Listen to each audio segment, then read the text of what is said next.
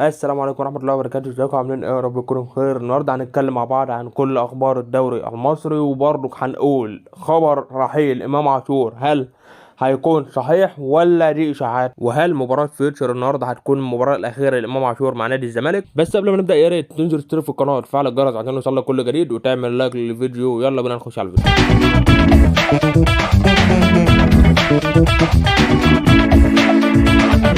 هنبدأ كده بنادي الزمالك الأول، ونبدأ بمباراة فيوتشر اللي النهارده هتقام الساعة 7 مساء بتوقيت القاهرة. خلينا متفقين كده ان دي المباراة الأهم لنادي الزمالك. ليه المباراة الأهم لنادي الزمالك النهارده؟ بسبب أول حاجة كابتن أسامة نبيه ده أول مباراة ليه وهو مدير فني لنادي الزمالك. الحاجة التانية وهي إن لو الزمالك خسر النهارده وتعادل مع فاركو او خسر من فاركو بنسبة 90% هيكون خارج افريقيا الموسم القادم، سواء بقى دوري ابطال افريقيا او الكونفدرالية، ده على حسب الترتيب.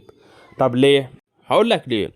لو تتذكر معايا الموسم اللي فات كان الاتحاد الافريقي بعت لحد مصر قال لك احنا عاوزين الاربع فرق اللي هيشاركوا في افريقيا الموسم القادم، اللي هو كان الاهلي والزمالك وفيوتشر وبيراميدز، اللي هم حاليا بيلعبوا دلوقتي في افريقيا. طب ليه؟ بسبب ان الدوري المصري اتاخر. طب ايه اللي هيحصل؟ خدوها بقى مني، السيناريو ده هيتكرر تاني السنه دي. ليه هيتكرر؟ بسبب اولا انت عندك الاربع فرق اللي هيشاركوا في افريقيا المباريات بتاعتهم هتتاجل، سواء بقى اهلي زمالك بيراميدز فيوتشر، فطبيعي ان الدوري هيمتد قدام شويه، طبيعي، سواء بقى شهر شهرين ثلاثه اربعه زي ما انت عاوز.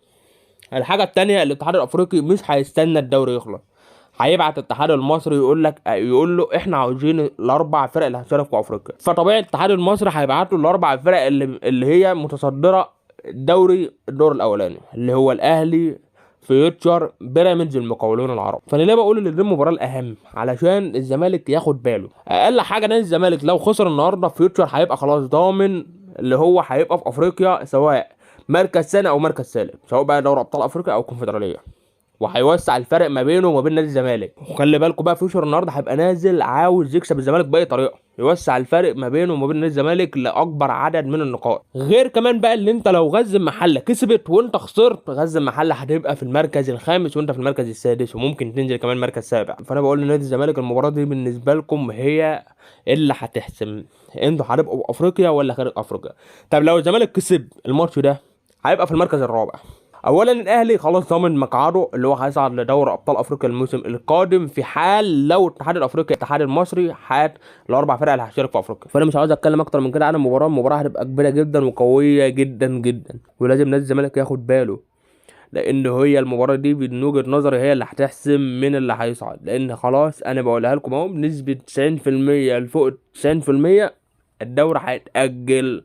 الاتحاد الافريقي مش هيستنى لما الدوري يخلص ويشوف مين الفرق اللي هتشارك في افريقيا. فنادي الزمالك يجب عليه الحذر في مباراه النهارده ومباراه فاركو القادمه. تعالى بقى كده نتكلم على امام عاشور شويه. هنبدا كده واحده واحده. امام عاشور جاله عروض، جاله عروض من بره واكتر من عرض كمان، واعلى عرض جاله حاليا ب 3 مليون دولار. الكلام بقى اللي انا هقوله لكم ده طالع من نادي الزمالك رسمي. نادي الزمالك خلاص قال لامام عاشور ده اخر مباراه ليك مع فيوتشر النهارده. طب بعد المباراه ايه اللي ممكن يحصل؟ خدوها بقى مني، انا بقول بنسبه 90% امام عاشور خلاص هياخد شنطته ويمشي. طب في عروض جت له؟ في اكتر من عرض جاله من بره مصر ومن جوه مصر، بس العروض اللي من جوه مصر مش من النادي الاهلي، عشان الناس تكون فاهمه ان العروض اللي بتيجي من مصر مش من النادي الاهلي. النادي الاهلي مش حاطط في حساباته امام عاشور. طب العروض اللي جايه من بره مصر اعلى عرض بكام؟ نادي الزمالك شاف اعلى عرض بكام؟ 3 مليون دولار.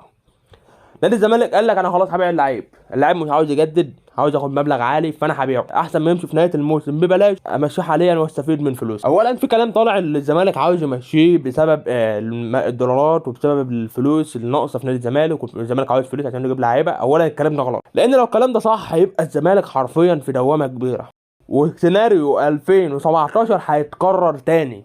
هتلاقي اللي الزمالك قاعد بيقع منه لعيبه، مفيش فلوس، اللعيبه بتمشي، اللعيبه بترحل، هو بيمشي لعيبه وهكذا، والزمالك تلاقيه بقى مركز رابع، مركز ثالث، مركز ثاني. بس الزمالك حاليا في دوامه. طيب دلوقتي امام عاشور كان تقريبا في الزمالك اتكلم معاه بخصوص تجديد العقد. الزمالك قال له على سعر قليل، امام عاشور رفض، قال لك انا عاوز سعر عالي، وكمان انا عاوز يكون اعلى من زيزو او اقل حاجه زي زيزو. طبعا نادي الزمالك قال لك ده مبلغ كبير اللي زيزو بياخده فمستحيل نوافق. فنادي الزمالك اداله مهله، قال له فكر فيها. امام عاشور ولا فكر ولا راح التدريبات ولا لعب مباريات، وفريرا استبعده اكتر من مره. فده ذكاء من الزمالك، ذكاء من مجلس اداره نادي الزمالك. قال لك انا ماشي اللعيب ده حاليا، اللاعب مش عاوز يجدد وعاوز يروح اي انديه تانية، والزمالك خايف لا اللعيب يروح الاهلي، فقال لك انا اطلعه بره، اجيب له عرض احتراف واطلعه بره ب 3 مليون دولار. 3 مليون دولار برضو يعني مبلغ كبير يجيب للزمالك لاعبين ثلاثه. وفي نفس الوقت انا شايف ان الموضوع ده غلط انت تمشي لعيب من اهم عناصر الفريق حاليا. امام عاشور بصراحه عامل موسم ولا اروع، والسنه اللي فاتت ايضا كان عامل موسم ولا اروع مع نادي الزمالك. فانت تمشي لعيب زي امام عاشور ده برضو مشكله كبيره لنادي الزمالك. وانت حاليا مش عارف تعوض لعيب في نص الملعب، مش عارف تجيب عبد الله السعيد، مش عارف تجيب مروان عطيه. في نفس الوقت انت مش عارف ايضا تجيب احمد قندوسي اللي انت قعدت تحاول تعاقد معاه وما عرفتش. الاهلي دخل في 24 ساعه خلص الصفقه، وانت طالع برضو كل الاهلي خطف اللعيب مننا ومش عارف ايه. الاهلي ما بيخطفش لعيبه، الاهلي اساسا كان بيفكر في اللعيب من زمان، من قبل ما انت تفكر فيه، من قبل ما انت تعرفه اساسا. من ايام موسيماني لما كان ماسك الاهلي، موسيماني كان بيقول للاهلي انا عاوز اللعيب ده، اللعيب ده كويس وهيحل لي مشاكل كتير جدا في نص الملعب. الاهلي عشان كده جاب الصفقه وعرف اللي هو يتعاقد مع احمد قندوسي. لو تتذكر معايا الغضب اللي حصل من جمهور النادي الاهلي على مجلس اداره النادي الاهلي بسبب ان الاهلي ما كانش عارف يجيب لعيبه في نص الملعب، على احمد قندوسي ومحمد بن رمضان لاعب نادي الترجي التونسي. وحاليا النادي الاهلي مش بيخطف لعيبه زي ما انت بتقول. يعني يخطف لعيبه ازاي؟ مروان عطيه اللي انت عمال تقول عليه، الاهلي بعت لمروان عطيه وبعت للاتحاد السكندري، ومروان عطيه هو اللي فضل الاهلي على الزمالك، وهو اللي قال لك انا عاوز اروح الاهلي. فمش موضوع الاهلي عمل كذا والاهلي بيخطف لعيبه وهكذا، مفيش الكلام ده كمان الاهلي بعت نفس العرض بتاعك اللي هو مليون دولار، اللاعب فضل الاهلي على الزمالك. خلاصه المواضيع الاهلي ولا بيخطف لعيبه ولا بيعمل اي حاجه، الاهلي بيتعاقد مع لعيبه كويسه، مجلس الاداره بيدعم الفريق وعاوز يجيب لعيبه تعرف تقدم مع النادي الاهلي بشكل كويس. تمام، بس مش عاوزين نخش في موضوع اكتر من كده، ونتكلم بقى في خلاصه موضوع امام عاشور. امام عاشور باذن الله بعد مباراه الزمالك النهارده هعمل لكم فيديو صغير كده اقول لكم خلاص اللاعب هيمشي ولا هيستمر مع نادي الزمالك. النهارده متواجد في قائمه نادي الزمالك ابراهيم هنداي وعبد الله جمعه واحمد ابو الفتوح، ولاول مره هذا الموسم غياب شيكابالا عن مباريات الزمالك. شيكابالا طبعا في كلام بيتقال ان شيكابالا بنسبه كبيره هيرحل عن الزمالك، او دي هتكون اخر موسم ليه مع نادي الزمالك، وهيتوجه لا اما للاعتزال لا اما للرحيل عن نادي الزمالك. تعالى بقى كده لاتحاد الكوره. اتحاد الكوره رفض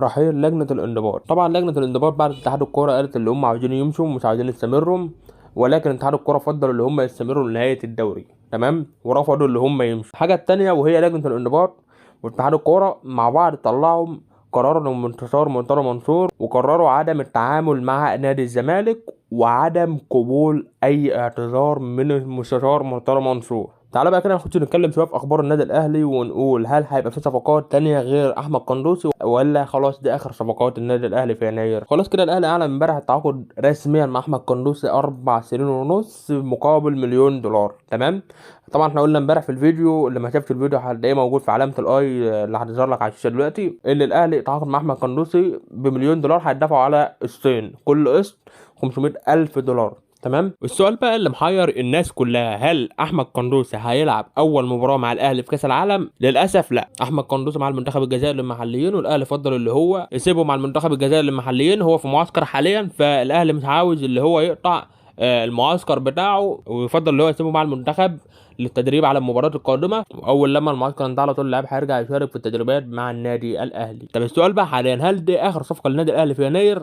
لحد اللحظه دي الاهلي بيحاول وباقصى جهده اللي هو يتعاقد مع مهاجم، فمن وجهه نظري دي ممكن تكون اخر صفقه للاهلي في يناير حاليا. ليه؟ لان خلاص يناير باقي عليه يومين يعني 30 و31 ويخلص. هل بقى الاهلي يقدر في اليومين دول اللي هو يتعاقد مع لعيب مهاجم ويكون مهاجم كويس، يعني مش مهاجم اي كلام؟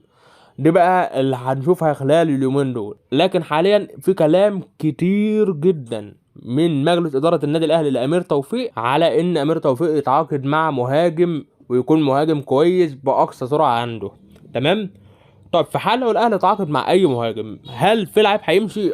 لا اما بيرسي تاو على سبيل الاعاره، لا اما برونو سابيو على سبيل الاعاره لاي فريق مصري. وبس كده، وانتظروا منه ان شاء الله بالليل بعد مباراه الزمالك وفيوتشر على خبر لا اما رحيل امام عاشور لا اما بقاء امام عاشور. وبكده يكون وصلنا لنهايه الفيديو، شكرا، مع السلامه.